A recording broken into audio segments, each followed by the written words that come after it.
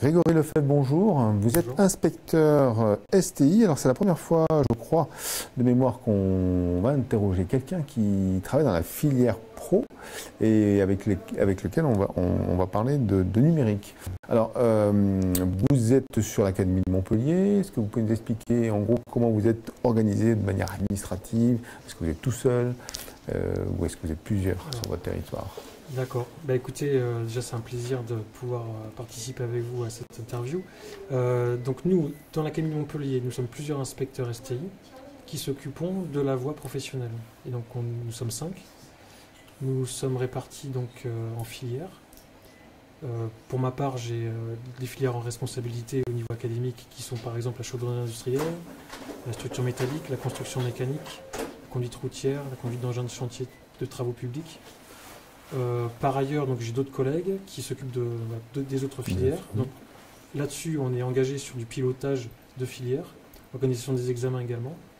Et puis par ailleurs, nous sommes répartis des établissements en correspondance dans le cadre du suivi de l'accompagnement des enseignants.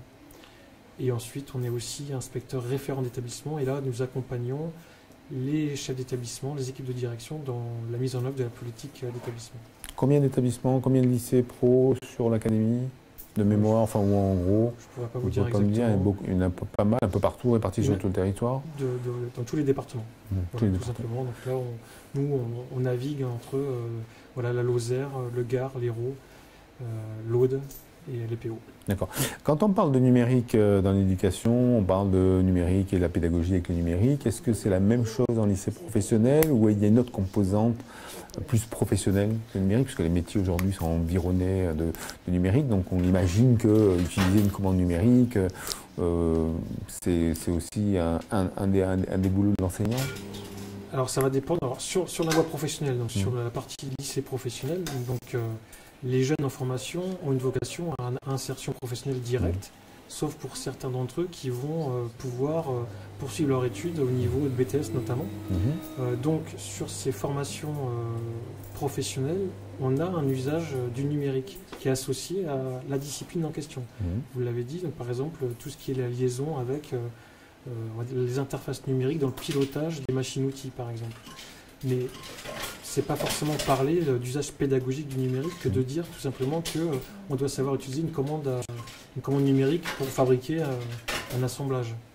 Donc, par contre, après, on a toutes les compétences qu'on dit transversales qui sont liées en fait aux usages de l'informatique, du numérique, ce que les élèves doivent savoir faire en fin de terminale et qui vont leur permettre aussi d'évoluer tout au long de la vie.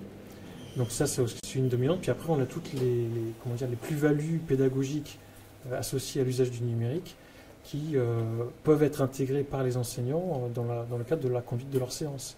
Donc ça, c'est aussi encore un autre aspect. D'accord, le troisième volet. Okay.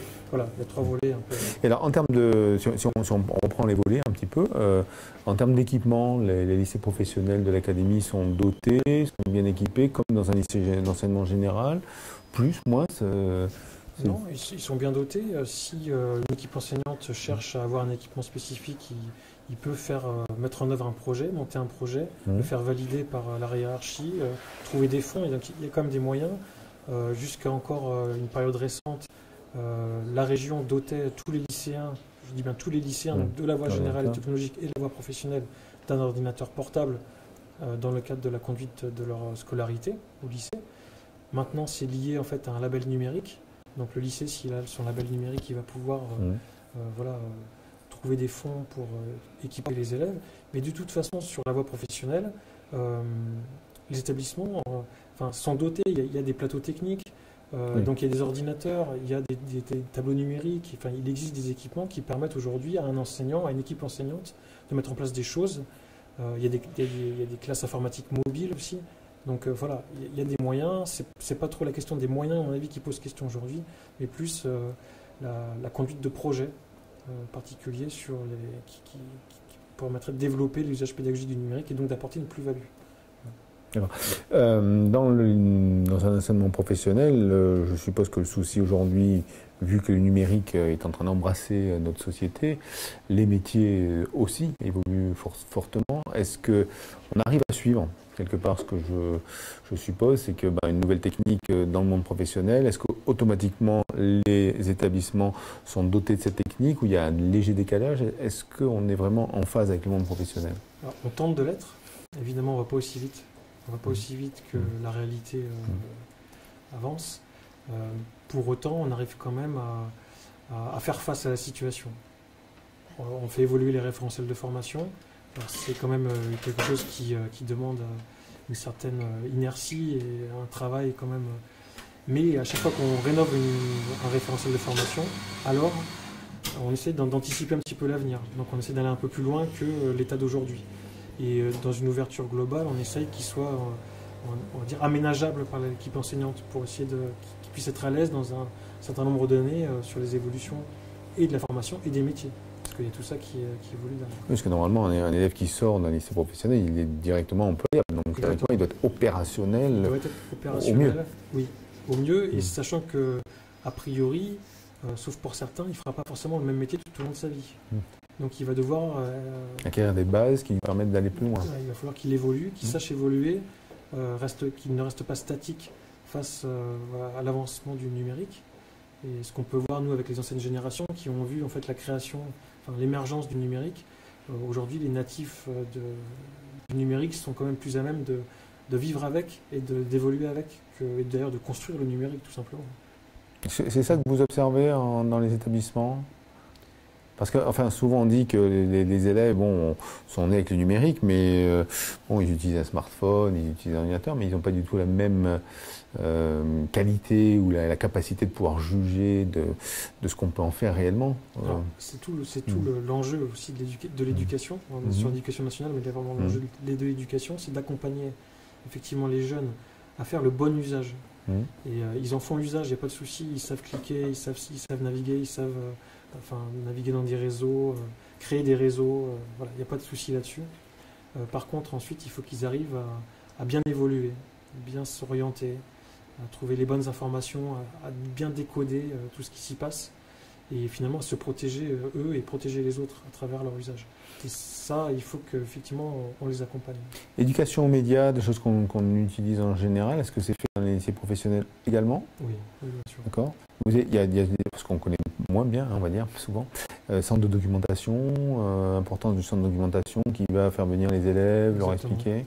C'est le même cursus. C'est le même cursus. Aujourd'hui, on a des parcours éducatifs qui permettent en fait aussi, qui imposent d'ailleurs même toutes ces actions d'éducation à l'usage des médias. Et donc ça fait partie des compétences du socle commun et des compétences qui vont devoir être développées ultérieurement au lycée, à l'université, aussi loin que possible, pour amener les jeunes à être prêts, à faire face en fait. Alors j'en profite pour dire également, est-ce que il y a une évolution dans le recrutement, puisque souvent les métiers techniques sont peu appréciés. La chaudronnerie industrielle, moi je connais un industriel dans l'Ariège qui a du mal à recruter, il veut embaucher 8 personnes, il a du mal à recruter, il n'y en a pas. Est-ce que vous voyez un intérêt de la filière? Est-ce que le numérique peut aider aussi à l'appétence que peuvent avoir les élèves d'aller dans ce type de formation ou pas? Oui, de toute façon, c'est attractif, le numérique est attractif. Vous parlez de la filière de la chaudronnerie. Aujourd'hui, on essaye d'emmener, par exemple, de la réalité virtuelle augmentée, des choses comme ça qui permettent aussi, au moment clé de l'orientation, d'amener le jeune à se dire tiens, c'est sympathique la chaudronnerie industrielle et on fait ça comme ça, Mais en même temps, la réalité du métier, elle se passe pas. On peut pas masquer la vérité via le numérique. Le métier de chaudronnier, c'est un métier où il doit conformer du métal, faire de l'usinage, de l'assemblage, faire du soudage. On ne va pas faire du soudage en virtuel. Il faut que ça soit concret, il faut que ça tienne. Donc voilà, il y a des choses comme ça. Mais par contre, les métiers évoluent parce qu'on a de plus en plus d'usage du numérique dans les fabrications. Et donc ça, c'est la robotique notamment. Il y a la robotique aussi qui est intégrée et tout ça. Donc on voit bien que les métiers évoluent. Et donc forcément, ça peut participer à une certaine forme d'attractivité. Des filières. Mais je dirais que ce n'est pas l'enjeu principal. Pour moi, l'enjeu principal de l'orientation des jeunes vers ces métiers-là, c'est plus de les informer sur que ces métiers existent, qu'est-ce que c'est exactement, et trouver l'adéquation entre leur qualité, leur centre de motivation, leur centre d'intérêt et les qualités qu'il faut avoir pour intégrer ces emplois-là.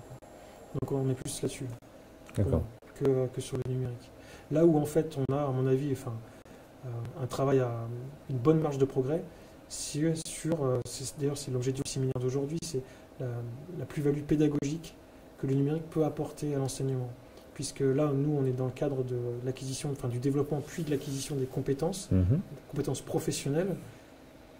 Tout de même, l'usage du numérique peut aussi, lui, contribuer à ce que l'élève rentre mieux dans les apprentissages, à pouvoir peut-être à remédier quelque chose, à pratiquer l'évaluation formative. L'intervenant en parlait ce matin. Ça, moi, j'insiste beaucoup là-dessus, mes collègues aussi. L'évaluation formative, la pédagogie de projet.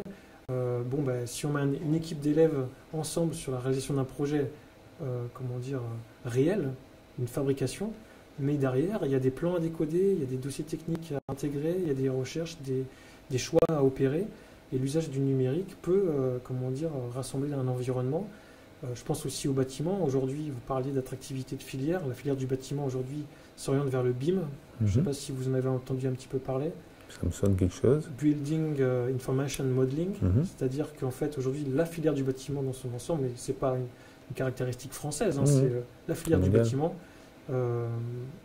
réalise en fait, rassemble l'ensemble des corps de métier dans le cadre de réalisation d'un ouvrage ou d'une architecture quelconque, parce que dans les travaux publics aussi c'est pareil, autour d'un modèle unique. Donc tous les corps de métier se rassemblent autour de ce modèle. Donc ça peut créer la ville intelligente de demain, ça peut réguler dans le cadre de la conception jusqu'à la réalisation, jusque derrière ensuite la vie de ces produits-là. Et aujourd'hui, ça, nous l'intégrons dans les référentiels de formation et les jeunes sont directement formés à justement cette intégration de modèles, qu'on soit peintre en bâtiment, électricien, maçon, architecte. Le fameux BIM. Voilà, ils sont tous dedans. On reviendra peut-être faire un reportage dans un établissement de l'académie, parce que c'est quand même très très intéressant. Vous êtes les bienvenus. Merci Grégory.